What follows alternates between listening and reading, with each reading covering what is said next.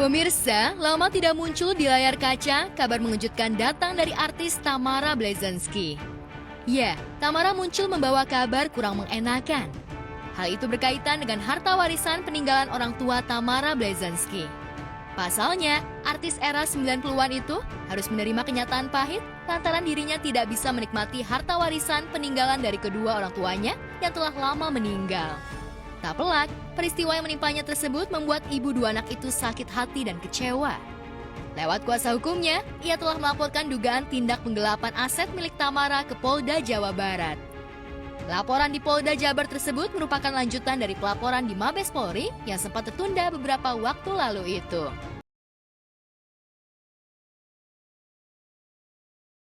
Tamara terpaksa membawa kasus penggelapan aset peninggalan orang tuanya itu ke ranah hukum.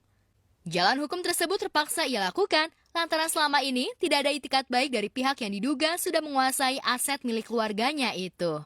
Lewat postingan di Instagram miliknya, ia mohon doa agar diberikan kekuatan untuk mendapatkan keadilan.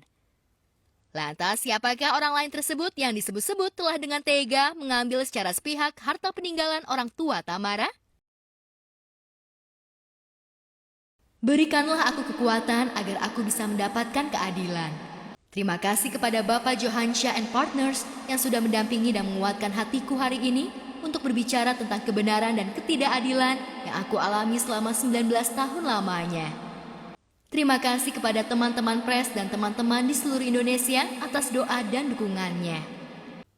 Tiap-tiap yang hidup akan mati karena mati adalah pasti. Tidak ada harta di dunia ini yang akan aku bawa nanti kecuali kasih. Di tiap sujudku, aku bersyukur masih diberi nafas untuk bisa berbuat baik dan mendoakan yang terbaik untuk sesama. Semoga keberadaanku di dunia ini berarti bukan hanya untukku, tapi juga untuk sesama. Salam cinta kasih. Kita mau mengklarifikasi atas berita yang beredar bahwa Tamara membuat laporan polisi di Polda Jawa Barat. Adalah benar, pada tanggal 6 Desember 2021 Tamara membuat laporan polisi melalui kuasa hukumnya atas dugaan tindak pidana penggelapan yang dilakukan oleh pengurus perusahaan PT Hotel Bukit Indah Puncak. 19 tahun Tamara tidak pernah diundang, tidak pernah dilibatkan di dalam perusahaan, di dalam Hotel Bukit Indah Puncak. Tamara mendapatkan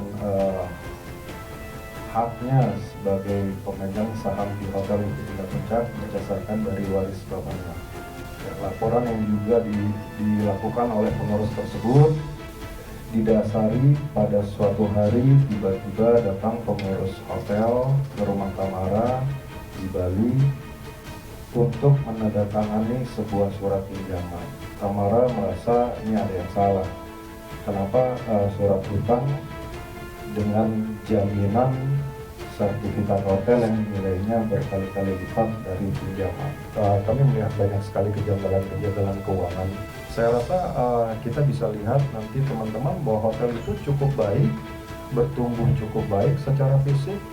Laporan keuangan itu tidak bisa diakumulasi 19 tahun rugi, itu dibuka, ditutup itu setiap tahun. Mungkin ada setahun yang rugi dan mungkin ada tahun yang untung. Ini yang lagi diuji. Jerih payah Tamara untuk menuntut keadilan atas kasus penggelapan harta warisan peninggalan orang tuanya tersebut sudah berjalan puluhan tahun lalu, 19 tahun lamanya hingga saat ini. Namun begitu, usahanya itu belum menampakkan hasil yang menggembirakan hingga sekarang. Akibatnya, artis yang pernah membintangi beberapa sinetron unggulan di layar kaca itu harus menelan pil pahit, tidak bisa menikmati hasil jerih payah kedua orang tuanya. Kenapa selama 19 tahun saya diam saja? Karena saya saya berpegangan kepada cinta kasih, dan saya merasa kalau orang pasti akan berubah, orang akan berubah menjadi baik, ataupun punya itikat baik. Saya sudah cukup bersabar selama 19 tahun, tapi ketika tahun 2020 ada pengusaha yang datang ke Bali mengatakan bahwa harus menandatangani surat utang dengan jaminan hotel gitu. Itu menurut saya sudah sangat keterlaluan, sangat tidak manusiawi. Untuk itu saya sebenarnya ingin menyelesaikan masalah ini dengan baik-baik. Saya sudah tidak bisa apa-apa lagi. Berusaha baik, malah diginiin terus. Saya ingin tenang hidup di Bali, ngurus anak itu. Saya sama sekali tidak mengerti masalah ini sampai berlarut-larut. Apa yang harus saya lakukan, Bang? Bagaimana saya bisa mendapatkan keadilan agar supaya masalah ini mudah-mudahan saya diberi umur panjang, tidak sampai ke anak saya nanti terus-terus dibebani utang, terus-terus dibebani utang. Kita sama sekali tidak tahu menahu. Dalam postingan lainnya, mantan istri Mike Lewis ini kembali mengunggah sejumlah kenangan bersama ayah tercintanya, Zbigniew Brzezinski, di tengah perjuangannya merebut kembali harta warisan yang kini tengah diserobot orang lain. Persoalan yang tengah membelitnya tiada ujung itu membuat Tamara Brzezinski seakan rindu akan kehadiran sosok ayahanda di sampingnya. Kebenaran akan segera terungkap, ayahku sayang. Keadilan akan ada dan nyata. I miss you so much, papaku sayang. Seandainya papa masih ada, ingin kupeluk erat. Ingin ku bercerita tentang apa yang ku alami dengan tetap memelukmu erat, erat, erat. Tapi aku tidak bisa memelukmu, tapi aku tidak bisa bercerita kepadamu tentang apa yang terjadi padaku setelah kepergian selamamu. Tapi aku masih bisa berjuang untukmu karena ku yakin kita akan selamanya erat dalam doa. Erat. Papaku sayang, semoga aku masih diberi umur untuk menjalankan amanahmu. Harapan dan kangen ini erat. Terlalu banyak memori saya bersama almarhum bapak saya di situ. Dan semenjak hotel kebakar, bapak saya tuh senang banget ngumpulin foto-foto dari saya kecil. Semua juga sudah kebakar. Jadi saya kalau ke sana sedih sekali. Apalagi dengan kejadian yang menimpa. Karena hotel itu memang saya waktu kecil dengan almarhum bapak saya. Terlepas dari kasus hukum yang tengah ia perjuangkan saat ini, Tamara kini memilih tinggal dan menetap di Pulau Dewata, Bali, menjauh dari hingar-bingar dunia panggung hiburan tanah air.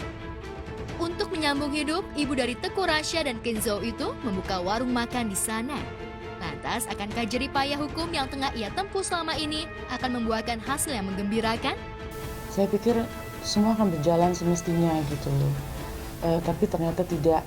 Dan kebetulan juga saya kan di Bali mengurusi anak saya dan juga teh manisnya saya gitu. Jadi saya sama sekali tidak tahu bahwa ini terus berlarut-larut gitu. Saya tidak mendapatkan hasil dari 19 tahun itu. Itu pun saya masih bersabar. Tapi setelah udah berhutang lagi, saya hanya khawatir kalau ada papa sama saya nanti bagaimana dengan anak saya. Anak saya juga harus ngutang terus gitu. Jadi saya mau nggak mau harus mengambil sebuah sikap gitu. Saya cukup kaget didatengin karena mereka tidak pernah melibatkan saya. Selalu rugi, nominal yang segitu jaminannya harus satu hotel yang besar. Untuk itu langsung saya hubungin Bang Johan. Yang saya pengen itu ini bisa cepat selesai biar tidak turun ke anak-anak saya gitu. Biar anak saya juga bahagia, nggak harus mendapatkan atau menerima perlakuan seperti ini.